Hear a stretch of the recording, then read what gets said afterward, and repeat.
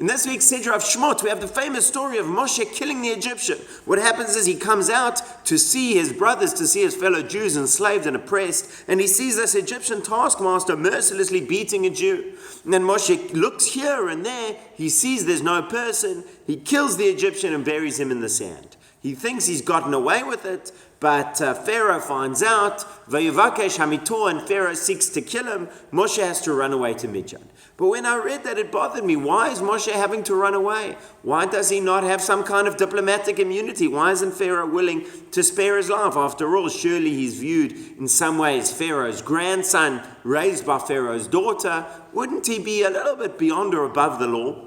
So I did a little bit of research. Thank you to Ilan Shapiro for showing me in the Dat Mikra. They say over there that Pharaoh wasn't simply concerned about Moshe's killing of the Egyptian, but rather his role as arbitrator of disputes. When it came to major disputes, those were handled in ancient Egypt by Pharaoh or by his vizier. They were not handled by, a grandson. So for Moshe to go around and start arbitrating and viewing himself, behaving as a sarva shofet, as some kind of judge and leader, was inappropriate, and so perhaps Pharaoh was actually worried about a threat to his power. Rabbi Shimshon Raphael Hirsch, Ilan showed me, really takes the opposite view. He comes from saying that the very fact that Moshe was royalty means that Pharaoh had to have a proper investigation. V'yivakesh hamito, sought to kill him, put him on trial, rather than simply summarily executing him. I did some research into the laws of ancient Egypt, and the one thing that comes out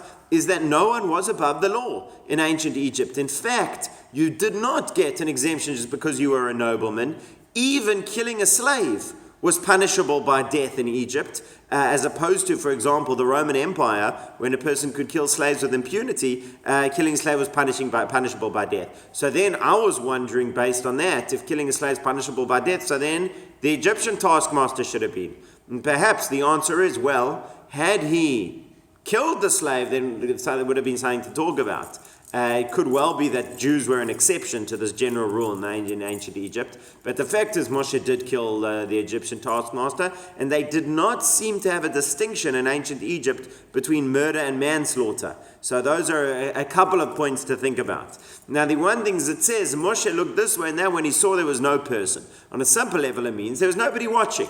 We know, of course, there were people watching. The Jews were watching, and they threatened to tell on Moshe. But what it means is there were no Egyptians watching. However, Rashi takes it a level deeper based on the Midrash, is that it says when he saw there was no person, what it means was there was no righteous person who would come from this Egyptian. So what that seems to be saying is that Moshe is playing the what if you could tell the future game.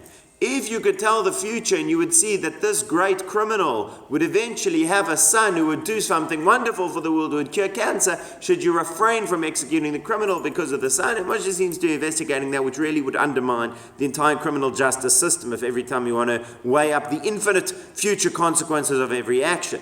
So the Maharal of Prague says, no, that's not the case. He's not looking into this Egyptian to see, will he have a righteous descendant, and therefore I shouldn't kill him for the sake of the righteous descendant. What he's really asking is there goodness within this man?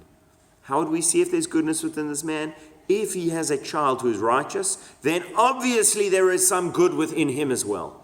But if all his children are going to be wicked, if all his descendants are going to be bad people, well, then that shows us that there is not something good within him. There's this idea in Judaism that somehow the qualities of the children are reflections, expressions of what was present within the parents.